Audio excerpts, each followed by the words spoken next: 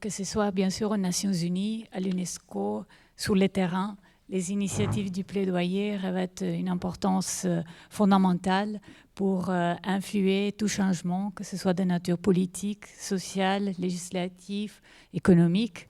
Donc ces experts dans les plaidoyers, dans le domaine éducatif qui m'entourent vont toucher ces différents aspects de leur travail liés au plaidoyer à l'UNESCO, aux Nations Unies, avec des populations faibles, vulnérables comme les migrants et les réfugiés, et aussi bien sûr qu'est-ce que ça veut dire les droits à l'éducation et l'éducation aux droits.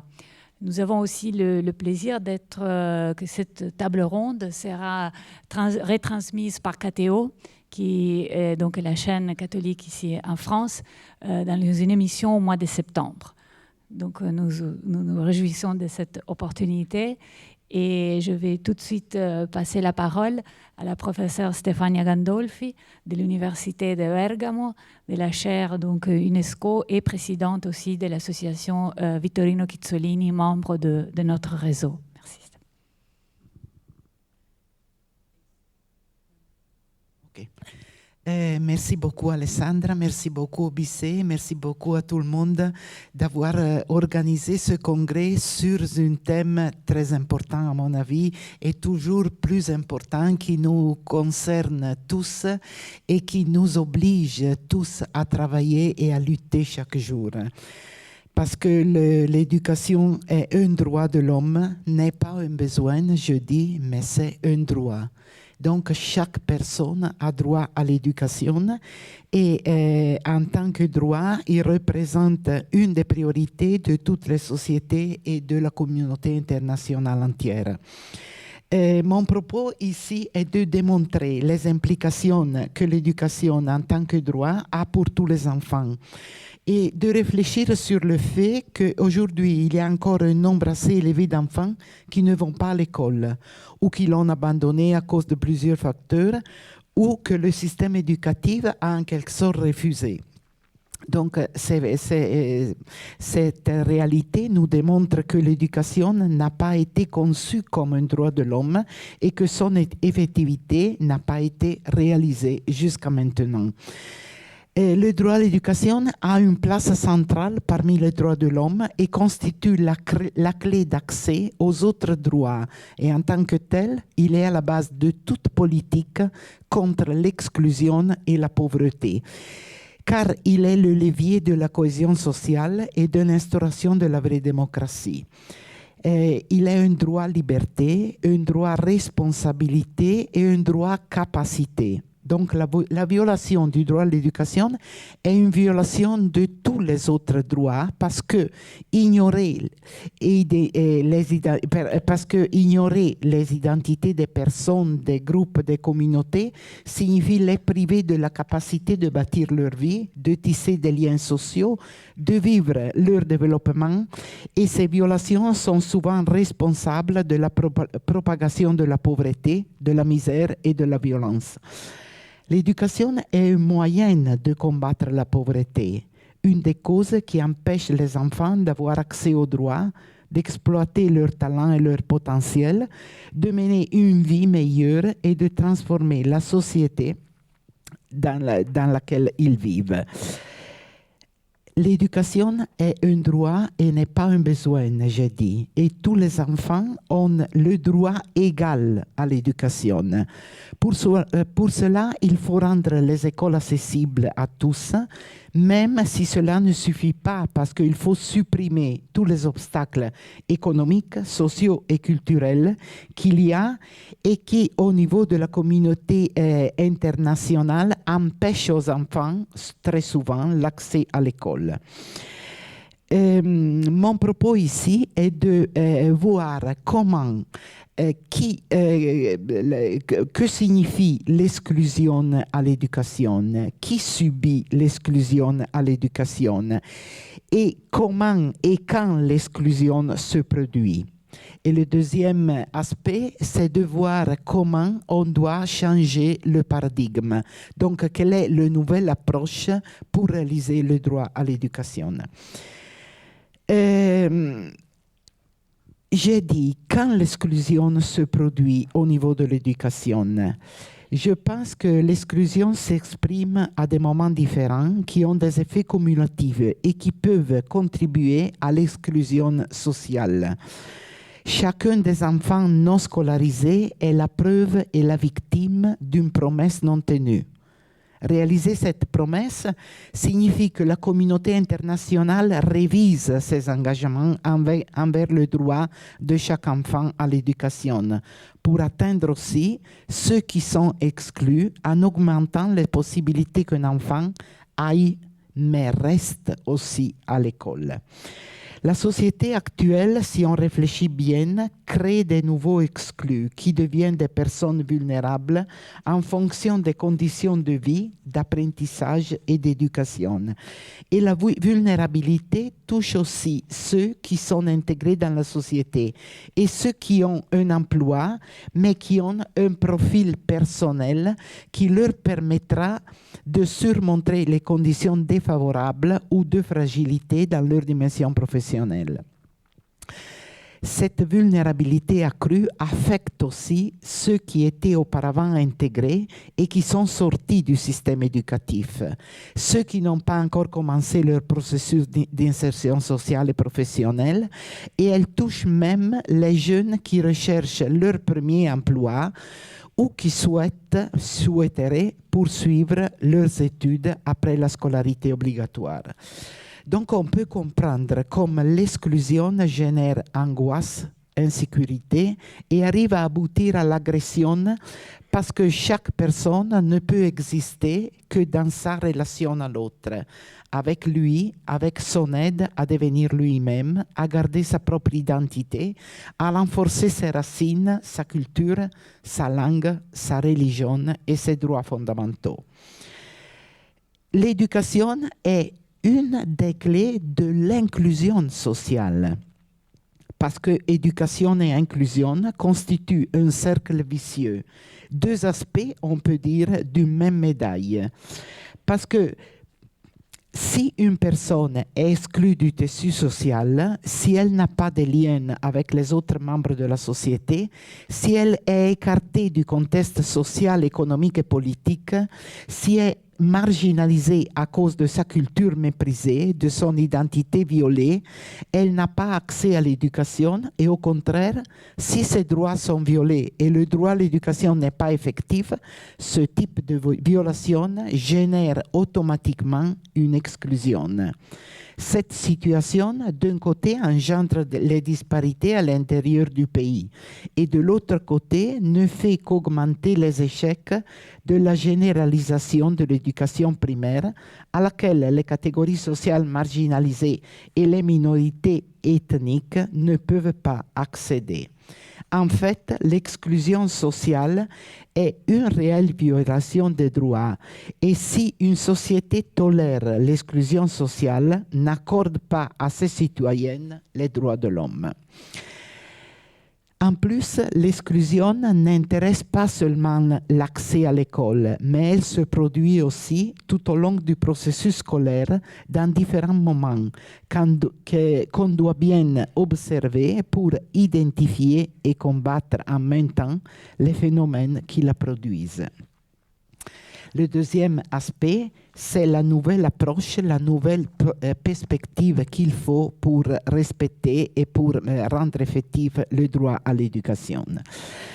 Le droit à l'éducation, à mon avis, nécessite d'une autre approche, c'est-à-dire une approche basée sur les droits de l'homme qui change le paradigme de l'éducation et considère tous les enfants des acteurs du développement.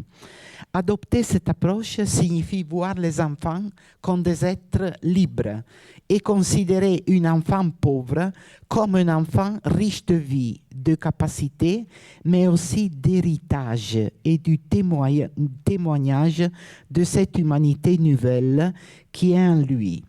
Il faut se convaincre que chaque enfant a le potentiel fort et aussi fragile pour se redresser et dépasser d'une façon constructive les nombreux défis, agressions et violences que la vie lui réserve. Cette approche change donc l'observation de l'enfant parce qu'ils deviennent un sujet de savoir, un acteur social, un acteur de sa propre liberté d'expression et d'association, tout en sachant que cette liberté constitue la force éthique des droits de l'homme. Jusqu'à maintenant, l'éducation n'a pas été conçue, à mon avis, ou même pas partout, comme un droit de l'homme. Et jusqu'à maintenant, en éducation, on a utilisé presque toujours une approche basée sur les besoins, qui n'a pas eu un effet direct sur les enfants, parce qu'il s'agit d'une approche qui tente souvent de combler des manques par des réalisations ou des projets conçus par des acteurs externes au milieu, ou par des initiatives mises en place par des ONG, des associations, des réalités différentes de la société civile qui font beaucoup de travail, mais qui sont externes très souvent au processus éducatif. Et tout cela se passe très souvent en dehors du contexte. Si l'on, par exemple, prend comme exemple la lutte contre la pauvreté, l'approche basée sur les besoins n'a pas eu une incidence sur la réduction de la pauvreté. Parce qu'elle n'a pas insisté ni sur la responsabilité des acteurs, ni sur celle des débiteurs de droits. La pauvreté a été conçue comme un vide à combler, tandis que la pauvreté est sans doute et surtout une violation de plusieurs droits interconnectés et donc une privation des capacités. Pour rendre effectif donc le droit à l'éducation, il est nécessaire d'utiliser une approche basée sur les droits de l'homme et non une approche qui se limite à répondre à des besoins. En fait, l'approche fondée sur les droits est assez récente et il demande de bouleverser la perspective. Son objectif est d'assurer à chaque enfant une éducation qui respecte sa dignité et qui favorise son développement. La dignité, on vient de dire, est donc intangible et chaque pouvoir public doit la respecter parce qu'elle constitue le dénominateur commun à chaque personne et en trace un nouveau statut. Préserver et promouvoir la dignité, les capacités et préserver et promouvoir la dignité et le bien-être de la personne humaine et la mettre en relation avec autrui et avec la nature humaine, en relation avec la finalité première de l'éducation. Ces considérations nous montrent que l'éducation est avant tout un droit éthique, parce qu'elle touche la capacité inviolable de la personne et donne la capacité de vivre la relation comme opportunité du développement personnel et social et de voir aussi les personnes comme ressources les unes pour les autres. Poser le principe éthique qui font l'éducation signifie vivre en prenant en compte ce qui signe notre présence humaine, à savoir le souci de nous-mêmes qui inclut le souci de l'autre et le souci de chaque personne et de toutes les personnes. En ce sens, les droits de l'homme se présentent comme une conception générale de l'éthique qui ne se limite pas à légitimer le pluralisme des personnes que les personnes assument, mais la conception éthique veut interpeller et changer la façon de faire communiquer les diversités culturelles et les diversités des conceptions morales et politiques. En partant de cette perspective, l'éducation doit être considérée comme une construction continue de la personne, de son savoir, de ses aptitudes pour sa pleine participation à la vie.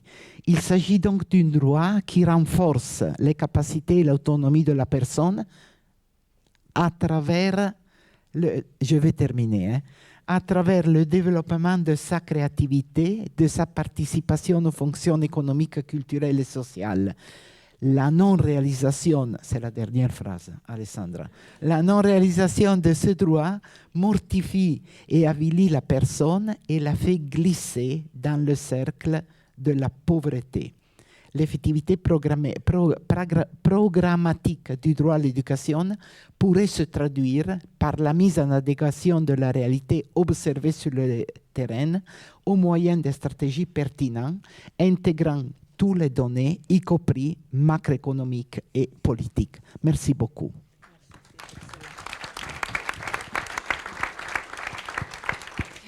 Merci beaucoup, Stéphania. Et je passe la parole à Alfred Fernandez. Alfred est le coordinateur de la plateforme des ONG sur les droits à l'éducation auprès des Nations Unies à Genève et directeur de l'Organisation internationale pour les droits à l'éducation et la liberté d'enseignement. Merci, Alfred. Merci beaucoup. Je veux rebondir un petit peu sur le propos de Stéphania parce que j'ai intitulé ça « Une nouvelle approche de l'éducation, l'optique de l'enfant ». Quelle est l'optique de l'enfant ? Eh bien, je veux parler sur 3 choses. La première, c'est l'éducation comme un droit à l'identité, un droit à être humain. Le deuxième, l'approche basée sur le droit de l'homme dans les politiques. Je vais continuer un peu sur ce même sujet. Et puis, le rôle de la société civile dans la mise en œuvre des politiques publiques. Alors, nous approchons l'éducation, nous devrions approcher l'éducation comme un droit à l'humanité, un accès à l'humanité. Tout à l'heure, on a cité des philosophes, je vais citer aussi un philosophe, c'est Kant, qui affirme « L'homme ne peut devenir homme que par l'éducation, il naît, c'est qu'elle le fait. » Sans l'éducation, l'enfant ne pourra développer ses potentialités pour devenir quelqu'un avec une identité propre. Comment définir l'identité ? On peut la définir comme le définit la Déclaration des Frébourg sur le droit culturel, comme l'ensemble des références culturelles, la culture, par lequel une personne se définit, se constitue, communique et entend être reconnue dans sa dignité. L'article 5 de la Déclaration universelle sur la diversité culturelle de l'UNESCO dit ainsi « Toute personne a le droit à une éducation et formation de qualité qui respecte pleinement son identité culturelle. » La formulation de cette déclaration, en fait, vous permet de voir l'évolution du droit à l'éducation en 3 étapes. D'abord, l'éducation est considérée comme un droit social et économique. C'est un droit prestation. C'est la question de l'accès à l'éducation. Ensuite, l'éducation est considérée comme un droit civil et politique. C'est la question de la liberté de choix et de la création d'établissements. Et en 3e lieu, l'éducation, c'est un droit culturel, c'est-à-dire c'est un droit à l'identité de chacun. Il faut ici, effectivement, une juste compréhension de droits culturels, qui ne sont pas simplement de droits à prestations culturelles, mais de droit à être quelqu'un, et non seulement de posséder des biens culturels. Le droit culturel, en fait, constitue l'ensemble de droits dont l'objet est la protection de l'identité, car la culture est le mode d'être de la personne humaine. Donc le droit à l'éducation correspond à ces 3 types de droits, mais c'est la dimension culturelle, celle qui justifie les autres. Parce qu'il y a une identité à préserver, une existence proprement humaine qui dépend de l'éducation. C'est pour cela qu'il faut prévoir une prestation étatique et que cette prestation doit respecter les libertés des acteurs, parents, société civile, élèves, enseignants, pour permettre effectivement la libre construction de l'identité de la personne. En tant que droit culturel, l'éducation est surtout l'instrument de l'autodonation de sens, les lieux de l'apprendre à être. C'est ainsi que l'appelait le rapport Delors. Je vous cite un fragment de ce rapport. « L'éducation doit contribuer au développement total de chaque individu, esprit et corps, intelligence, sensibilité, sens esthétique, responsabilité personnelle et spiritualité. Tout être humain doit être mis en mesure, notamment grâce à l'éducation qu'il reçoit dans sa jeunesse, de se constituer une personne autonome et critique et de forger son propre jugement pour déterminer par lui-même ce qu'il estime devoir faire dans les différentes circonstances de sa vie. » Fin des citations. On pourrait citer aussi la Déclaration sur le droit des minorités.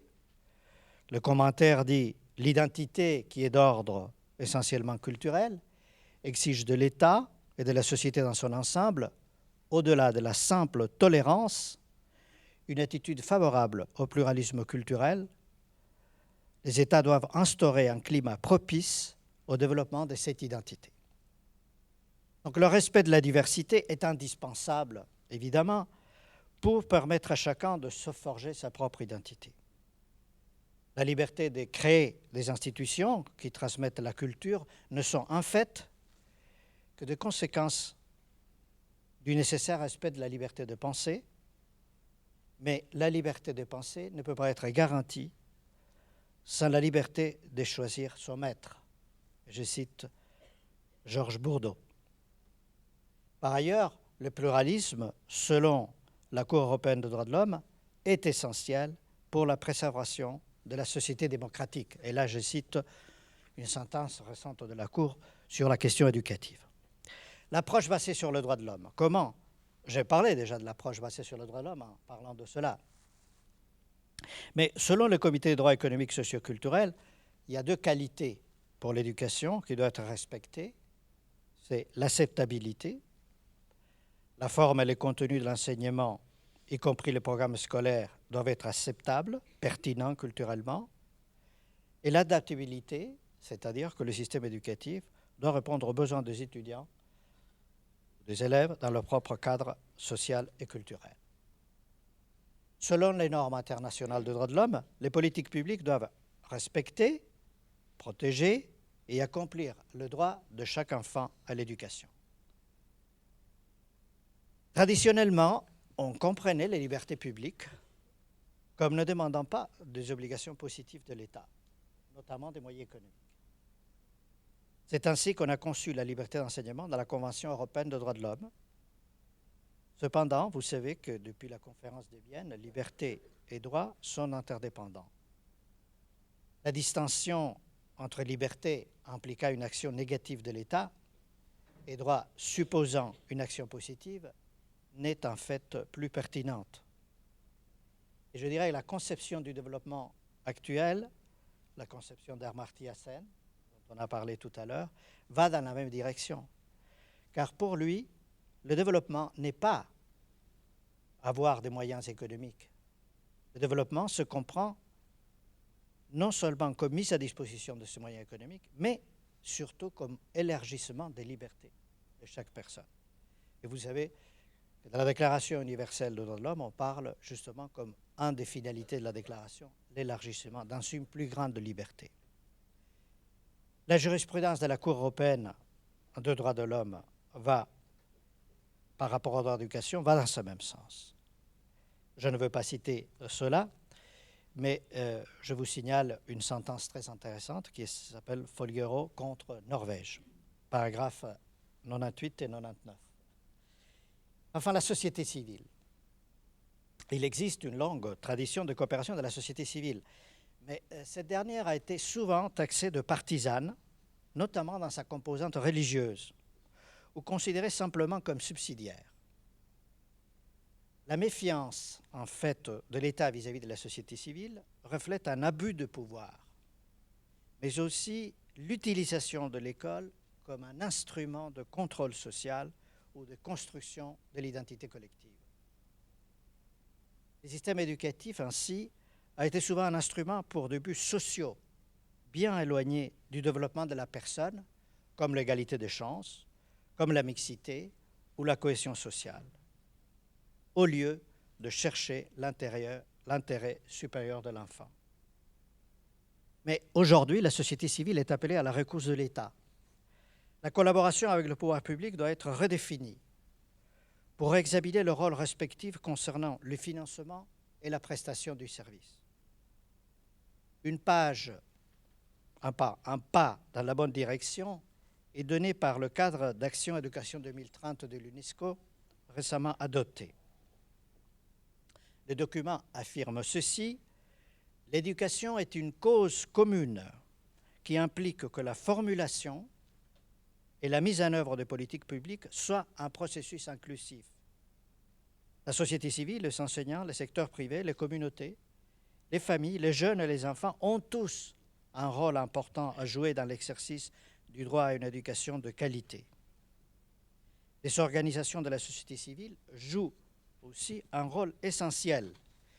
Elle doit être engagée et impliquée à tous les stades, depuis la planification jusqu'au suivi et l'évaluation, et leur participation doit être institutionnalisée et garantie. Fin des citations. C'est le fameux paragraphe 80 de la déclaration que je vous invite à relire calmement, parce que c'est vraiment un changement dans la perspective des relations entre la société civile et les États. Enfin, repenser l'éducation aujourd'hui implique donc une reformulation du rôle de l'État, comme le souligne le document de l'UNESCO « Repenser l'éducation ». L'idée force de ce document est de faire de l'éducation non seulement un bien public, mais un bien commun. Pour ce faire, donc, les pouvoirs publics doivent renforcer le rôle de la société civile. La bonne gouvernance du système requiert de multiples partenariats et de mécanismes novateurs de participation et la régulation du bien commun qui est l'éducation. Voilà. Merci beaucoup pour votre attention.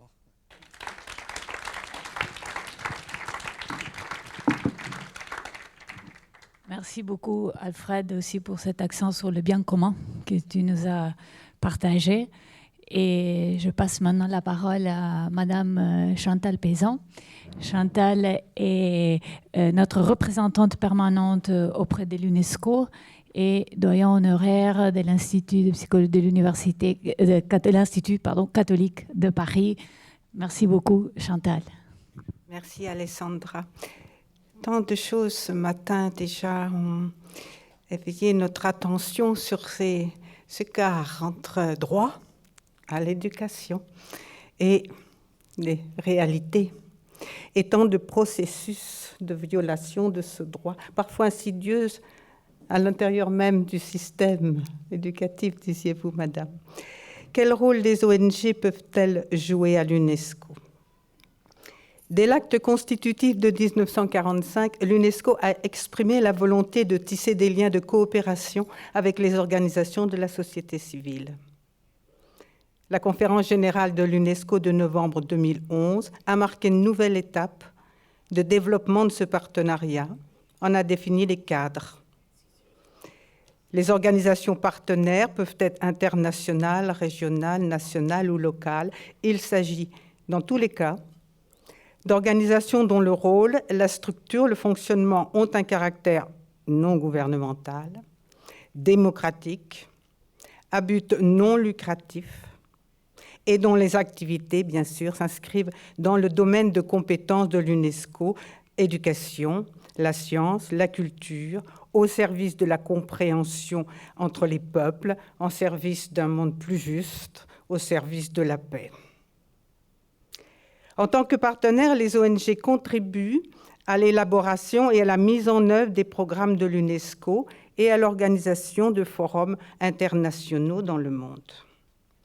Il y a aujourd'hui à l'UNESCO 195 États membres et près de 400 organisations non gouvernementales, partenaires officiels, dont 24 fondations.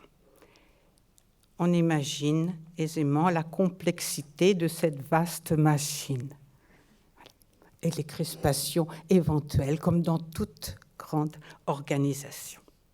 Je ne représente le BICE auprès de l'UNESCO que depuis janvier 2017. Et je profite de ce congrès qui nous réunit pour remercier publiquement Olivier Duval, président du BICE, et Alessandra Ola de leur confiance, et pour exprimer ma gratitude à Monique Scherer et Claude Mas qui m'ont précédé dans cette mission et m'y ont initié.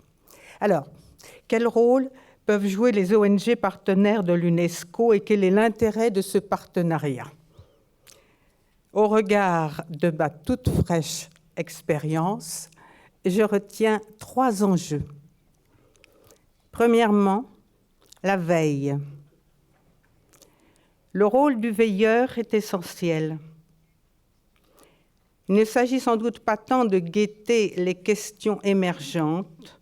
L'UNESCO, me semble-t-il, n'est pas un organisme de recherche, que de pointer les questions qui peuvent être oubliées, telle réalité humaine risquant de demeurer en marge. L'égalité d'accès des filles et des garçons à l'éducation, l'égalité homme-femme dans la formation continue, sont maintenant des principes acquis. Je souligne le mot principe, reste à voir. C'est là le fruit d'un long combat à poursuivre pour la promotion des filles et des femmes. Il en va de même pour l'accès des enfants en situation de handicap à l'éducation, où les associations, et notamment les associations de parents, ont joué et continuent à jouer un rôle déterminant. Ces enjeux sont essentiels. Ils sont soulignés dans les objectifs de développement durable pour l'éducation à l'horizon 2030. Mais peut-on parler d'égalité d'accès à l'éducation sans penser la diversité des rapports à l'école selon les cultures familiales et les situations économiques des familles, sans conduire une réflexion éducative pour les enfants, avec les familles, avec les communautés et les différentes communautés culturelles? Peut-on parler d'éducation de qualité pour tous sans penser toutes les articulations nécessaires entre le système d'éducation formelle et les dispositifs d'éducation non formelle que maintes situations nécessitent d'inventer, notamment pour de jeunes migrants qu'il convient d'accompagner dans la reconstruction de leur avenir, pour les enfants des rues et des bidonvilles, pour des enfants anciens soldats démobilisés, pour tant d'enfants exclus de l'école ou qui n'ont jamais eu l'occasion d'y aller. Juste un tout petit flash dans tant de lieux dans le monde où la question de la survie de la famille est la priorité. Sur une fratrie de 6 ou 8, un sera scolarisé. Et en général, les filles, bien sûr, sont les dernières servies. Peut-on parler d'éducation à la non-violence sans poser la question redoutable de l'éducation et de la formation dans les prisons? Peut-on parler d'éducation à la paix sans que dans l'école, dans la famille, dans les communautés, on éduque au dialogue avec l'autre différent et à la résolution de conflits par la parole plutôt que par les coups? Dans la participation à l'élaboration des programmes UNESCO, je crois que l'apport des organisations non gouvernementales est de veiller à ce que les grands principes rejoignent les réalités et contribuer à donner aux objectifs généraux des contenus déclinables en programmes d'action qui rejoignent les réalités, c'est-à-dire les personnes sur le terrain, pour faire avec eux. Quant à la révolution numérique, pour donner un dernier exemple, elle ne pose pas simplement la question de la maîtrise technologique, que les jeunes acquièrent sans nous, ni seulement celle de l'autonomie d'accès à l'information, mais nous le savons, toutes ces questions de vérification des sources, d'interrogation de ce qui se dit là, dans ses fondements, n'est-ce pas, et l'éducation à ne pas confondre ce qui est de l'ordre de la rumeur ou du fait établi. L'éducation, surtout, a une éthique de l'outil dans ses usages. Le rôle du veilleur est de rappeler que le numérique doit être fait pour l'homme et non l'homme pour le sabbat numérique. La veille. Deuxièmement, le faire savoir. Concernant la mise en œuvre des programmes de l'UNESCO, les organisations non gouvernementales partenaires doivent rendre compte auprès de la direction générale de ce qu'elles font en ce sens. Une plateforme a été récemment mise en place pour assurer un meilleur partage, une meilleure visibilité de ces actions sur le terrain. C'est l'occasion de valoriser les actions conduites par les ONG et leurs propres partenaires sur leurs terrains respectifs. De donner à voir le rôle mobilisateur des organisations de la société civile aux côtés des institutions gouvernementales et, autant que faire se peut, en partenariat avec les États, partenariat à construire. Le faire savoir est un faire valoir. Particulièrement dans le domaine de l'action socio-éducative, les ONG, dans leur grande diversité, ont un patrimoine d'expérience et des capacités d'innovation qui tiennent aux compétences croisées de professionnels et d'universitaires très souvent impliqués dans leurs projets. Articulation en effet de l'expérience et d'un savoir professionnel d'expérience et de recherche en lien avec les terrains. L'affinement des problématiques, les idées émergentes sont là. Les organisations gouvernementales contribuent à les promouvoir.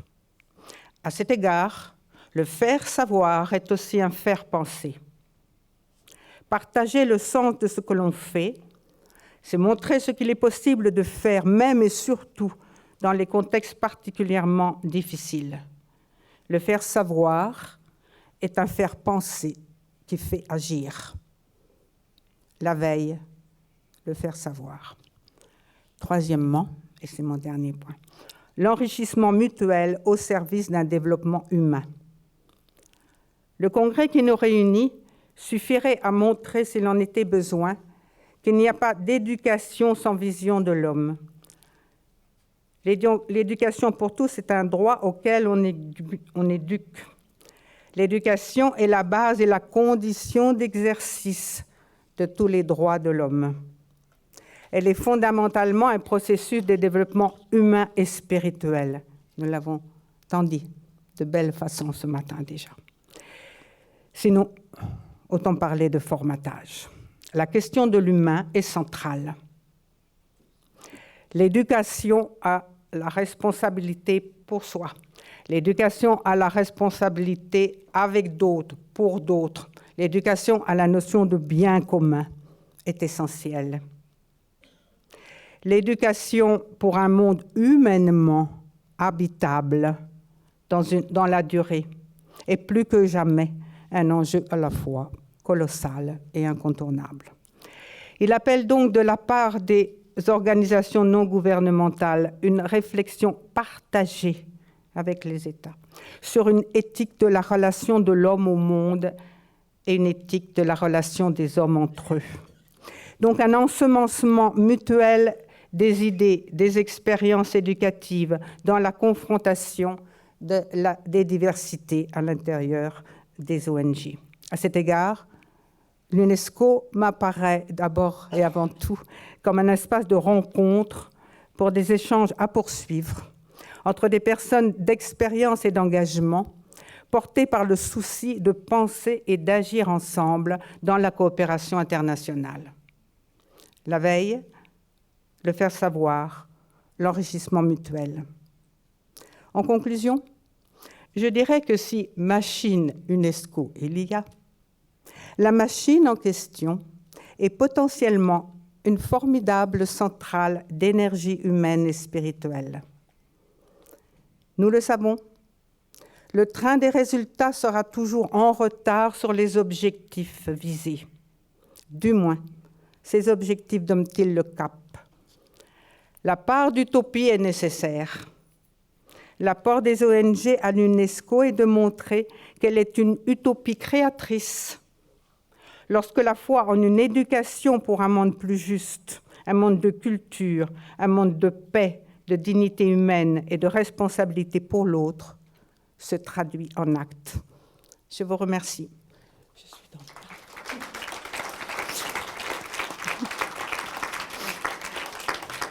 J'ai fait court parce que les contraintes horaires étaient impérieuses et je sais qu'il fallait...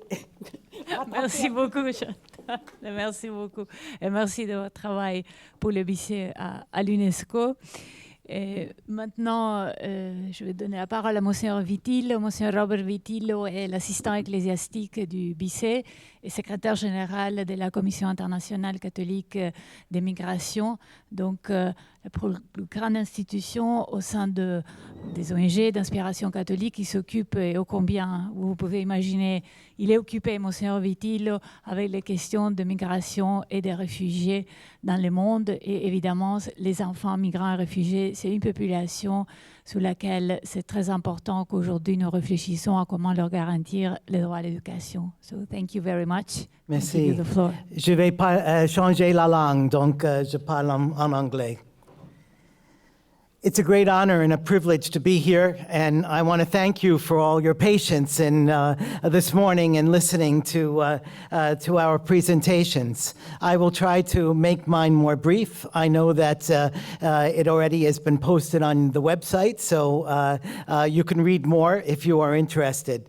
But I'm really very grateful to the organizers, to my colleagues at BICE, for having chosen to include the theme of the right to education for refugee and migrant children, because many times they are forgotten. The populist thinking, the political ideologies, tendencies toward xenophobia, racism, rejection of differences seem to be influencing public discourse and policy related to our treatment to those who come from unfamiliar religious, cultural, and ethnic groups. In this regard, I hope that our discussions this morning will be guided by the challenging wisdom of Pope Francis, and I quote, "Migrants and refugees are not pawns on the chessboard of humanity. They are children, women, and men who leave or who are forced to leave their homes for various reasons, who share a legitimate desire for knowing and having, but above all, for being more."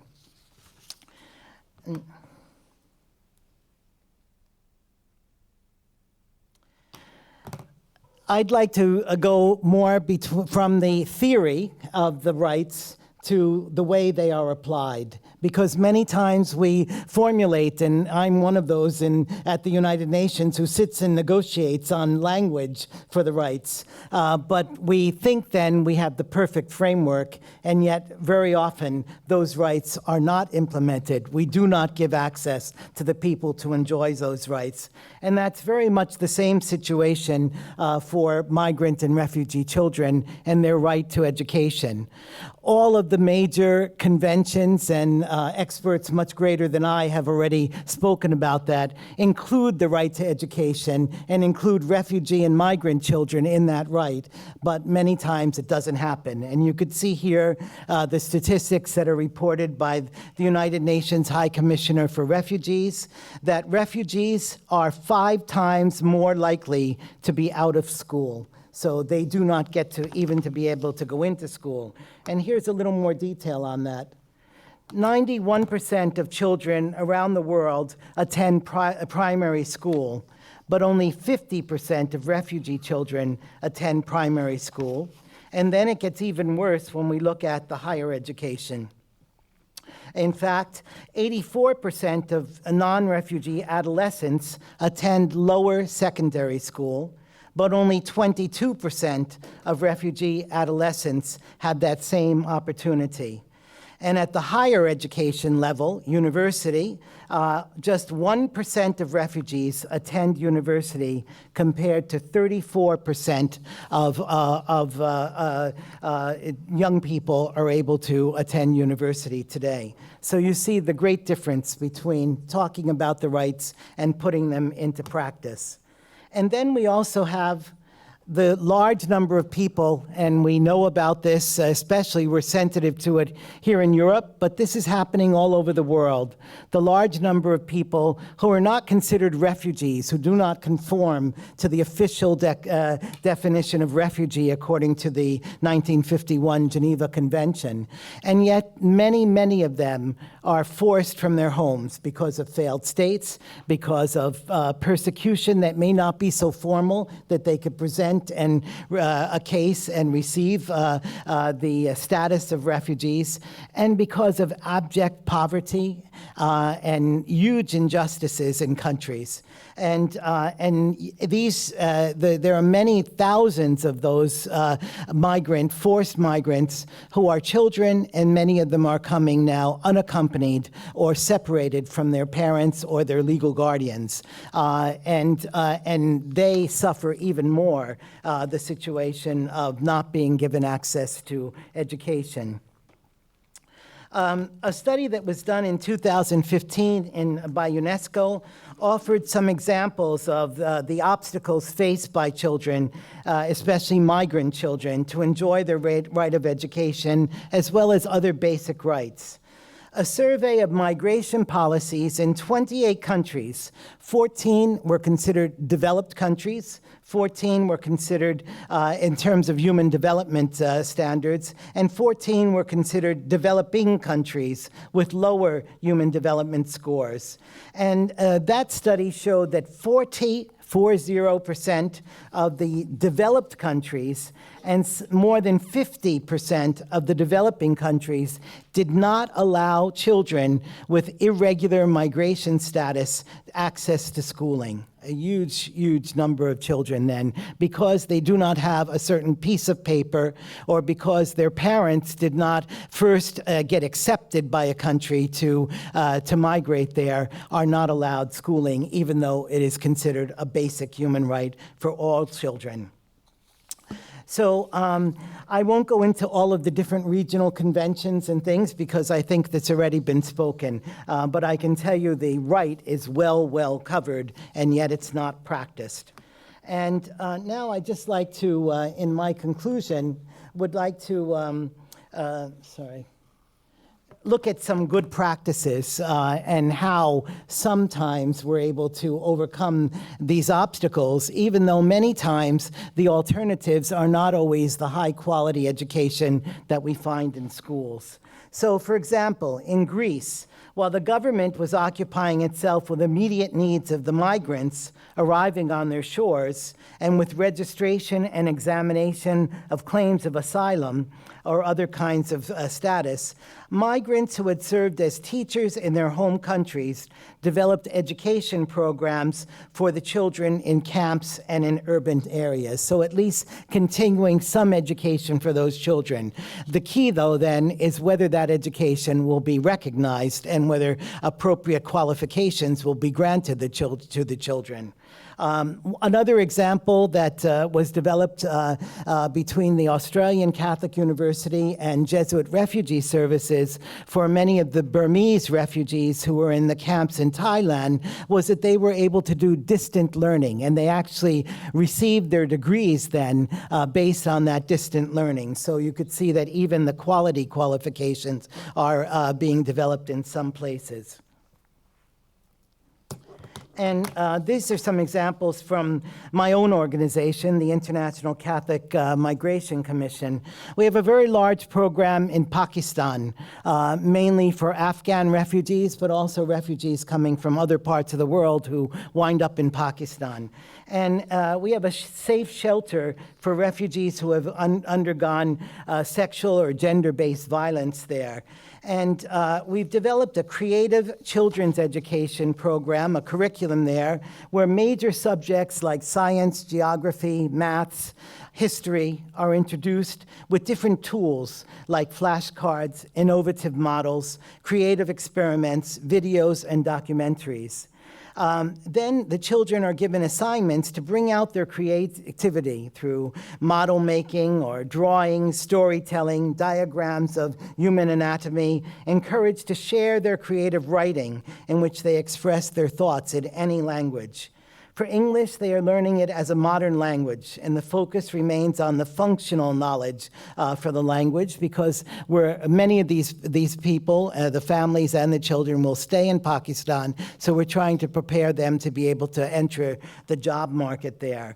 And the young people are also learning nursery rhymes and other kinds of actions.